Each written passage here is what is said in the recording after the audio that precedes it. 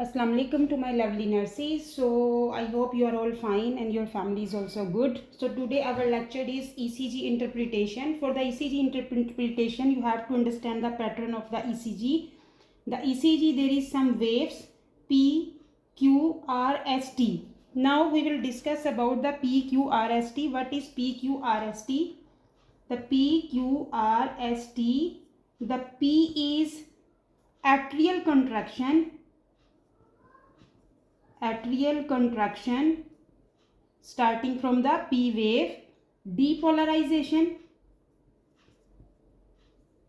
what they are doing depolarization, the P wave, and decompressing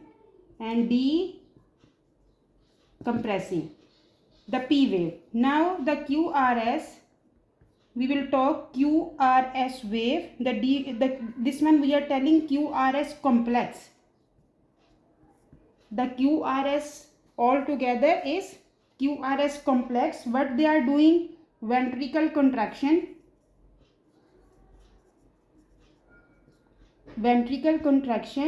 They are also doing depolarization and decompressing. The QRS also doing ventricle contraction. P doing atrial contraction, QRS doing ventricle contraction, but they are both doing depolarization and decompression. Now what the T wave is doing? T wave also related to ventricle, but this is relaxing, ventricle relaxing, and repolarization, not depolarization. They are doing repolarization. The T wave, repolarization and filling with blood. The ventricle will again fill the blood and it will circulate all over the body. Now we will talk about PR interval. PR from here to here. We will talk about PR interval. What is PR interval? So PR interval, movement of electrical activity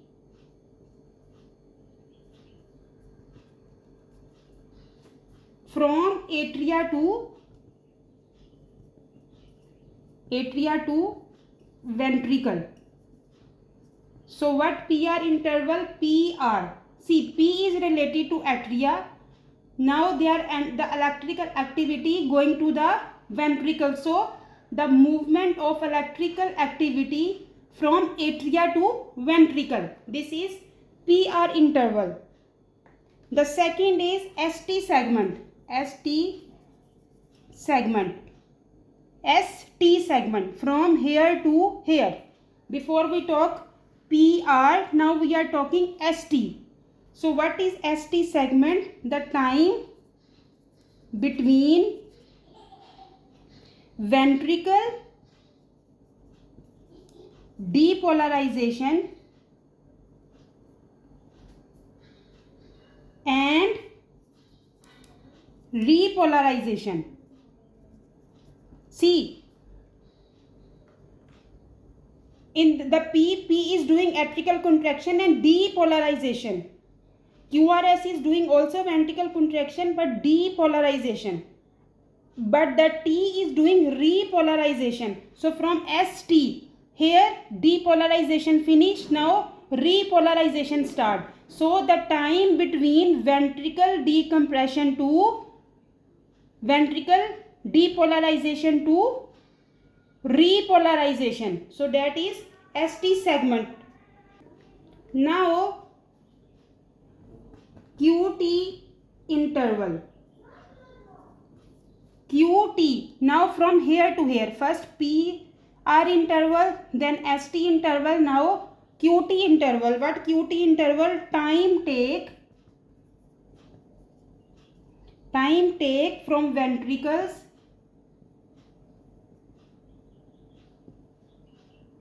to depolarize, contract and repolarize. The time take from QT. See, the P is atrial contraction, but from Q to T is all ventricle related. Ventricle contraction starting from the Q and finishing from the T. But from Q to S is depolarization, but the T from when is going to the T wave is the repolarization. So T wave is doing repolarization. So what is the QT interval?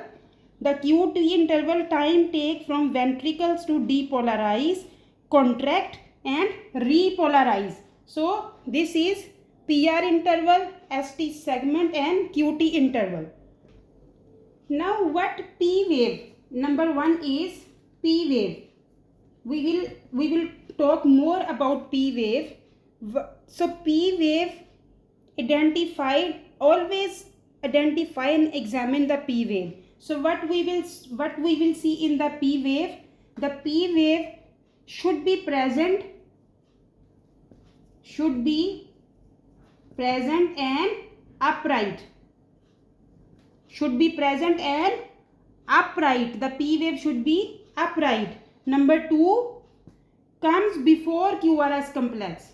Comes before QRS complex. So QRS, always P wave is coming before QRS complex. It means it's a normal pattern. Number 3, one P wave for every QRS complex. So one P wave always coming before every QRS complex. This is the P wave. Now PR interval.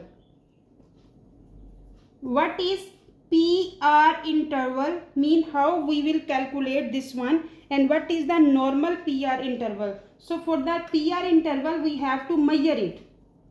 Measure PR interval. Keep in your mind the normal PR interval is 0.12 to 0.20 seconds. Now how you know what is this 0.12 and 0.20? So you see in the ECG paper always there is a small box is 5. In one big box always there is a small 5 boxes. So one small box is equal to small box is equal to 0.04 seconds. The small box, and one large box is 0.20 seconds. Keep in your mind these all questions are coming in the exam. And the 5 large boxes, if in one ECG always there is a 5 large boxes equal to 1 second. So the PR interval should be 3 to 5 boxes. This PR interval, when we will count the small boxes, this one should be in the 3 to 5 boxes, then it is normal. If this is more than 0.20 seconds, then there is a problem. We should have to inform the primary healthcare provider. But if this is in 0.12 to 0.20 seconds or 3 to 5 boxes, this is normal PR interval. Now we will talk about QRS complex. What is QRS complex? That I already told you what is doing, but is every P wave followed by a QRS complex? That I told you, the P wave always coming before QRS complex, and the P wave followed by a QRS complex. We can tell also like this. So should not be, the QRS complex should not be widened, or shortened. No wide, not short. If this is widened or shortened, this may indicate problem. So one thing I will mention there, the normal QRS complex is 0.062 to 0.12. So one small box equal to 0.04. So 1.5 small box to 3 boxes, the normal QRS complex. If we will count the boxes, it may be 1.5 box to 3 boxes. This is the normal QRS complex. The widened QRS complex mostly, keep in your mind, this is the exam tip. The widened QRS complex mostly seen in PVCs, premature ventricle contractions, electrolyte imbalance,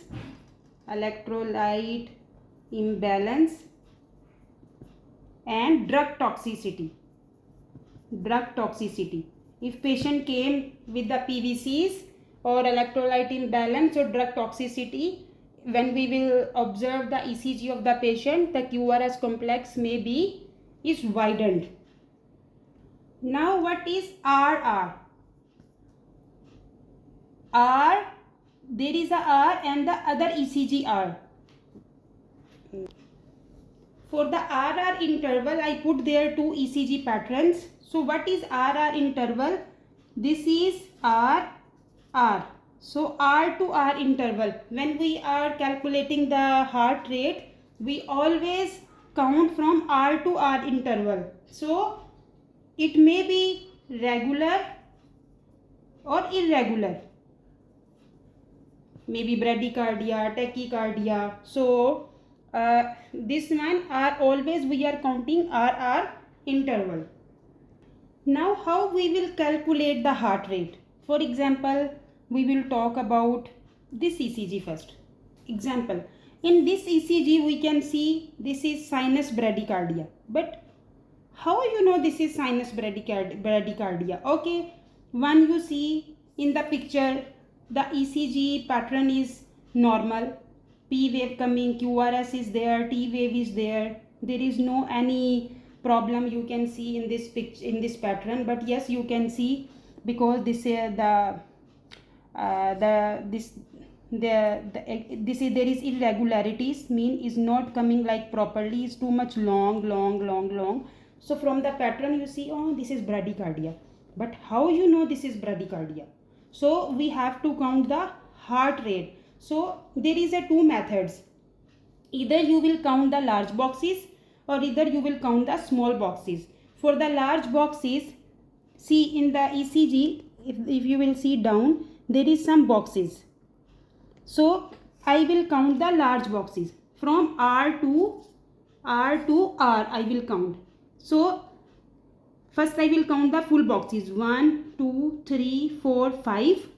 There I can see 2 small boxes. Here I can see 3 small boxes. So 3 and 2 also 5. So 6. I can tell these are 6 big boxes. So 1, 2, 3, 4, 5, and this both together is 6. So how many boxes? 6 boxes. So there is a formula. If you are counting the big boxes, so you will divide it into the 300. Keep in your mind, if you will doing this the method, if you are counting big boxes, we will divide it, the 6 boxes, the 300 into 6. So 300 into 6 is 50. If you will calculate on the calculator, so it will come 50. So this heart rate is coming 50 beats per minute. This is 50 beats per minute. So 50 beats per minute is bradycardia. Less than 60 beats per minute is bradycardia. Now we will check this one. So this picture is showing, okay, this picture is showing tachycardia, the ventricle tachycardia. But how we know this is tachycardia? How we will calculate? Either we will calculate the big boxes or we will calculate the small boxes. Now here I will tell you the small boxes. Here we count big boxes. Here I will tell you the small boxes. So small boxes, every big box have 5 small boxes. So 5 and 5, 10 and 11 and 12. Total 12 boxes are there. So what we will do? 12 divided by 1500. Why I write 1500 there? Because the one, when we did the large box, so one large box we are giving 300. If the 5 small boxes, because we are counting 5 small boxes, so in one big box there is 5 small boxes, so 300 multiply 5 equal 1500. Then we will do count the 12 boxes small, so 12 divided by 1500. Now we will see what's the heart rate there.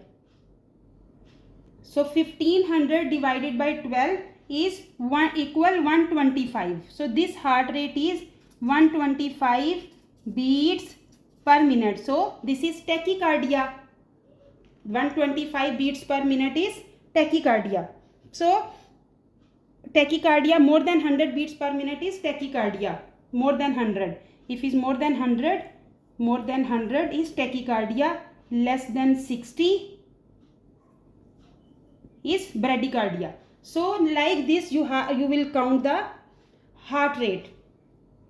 Now next, one by one, in the next lecture, one by one we will discuss about the, first we will start the normal sinus rhythm, bradycardia, tachycardia, atrial fibrillation, ventricular fibrillation. So one by one we will discuss about these patterns and what is happening, what's the causes, what's the treatment.